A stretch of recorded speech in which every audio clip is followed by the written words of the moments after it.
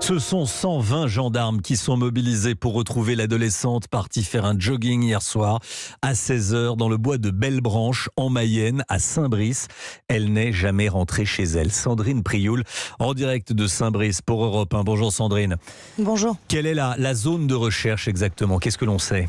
Eh bien, écoutez, cette zone de recherche, c'est une vaste forêt domaniale entre la Mayenne et la Sarthe, avec un point haut, un étang. Depuis ce matin, elle est très méticuleusement ratissée par les gendarmes que vous voyez aller et venir ici, qui ont totalement encerclé ce vaste périmètre très prisé des joggeurs et des cyclistes. Déjà hier soir, des écouteurs ont été retrouvés à lisière de cette forêt par le père de l'adolescente disparue. Des écouteurs et son téléphone sur lesquels il y avait des traces de sang. Un choc donc et de l'inquiétude dans ce village rural sans histoire et très calme, raconte Jean-Marc. Tout le secteur là, de la commune est bouclé.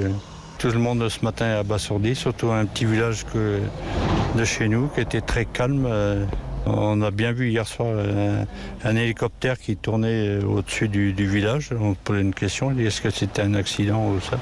Et c'est ce matin, j'ai appris la nouvelle que sa fille avait disparu. Et moi, je connais très bien les parents. Et on se pose des questions maintenant, comment les conditions ils vont retrouver leur fille.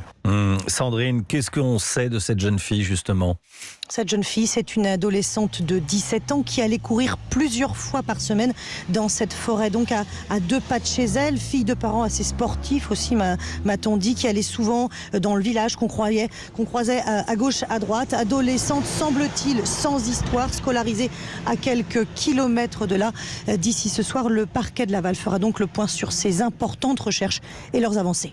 Sandrine Prioul en direct de Saint-Brice en Mayenne pour Europe 1. Merci Sandrine.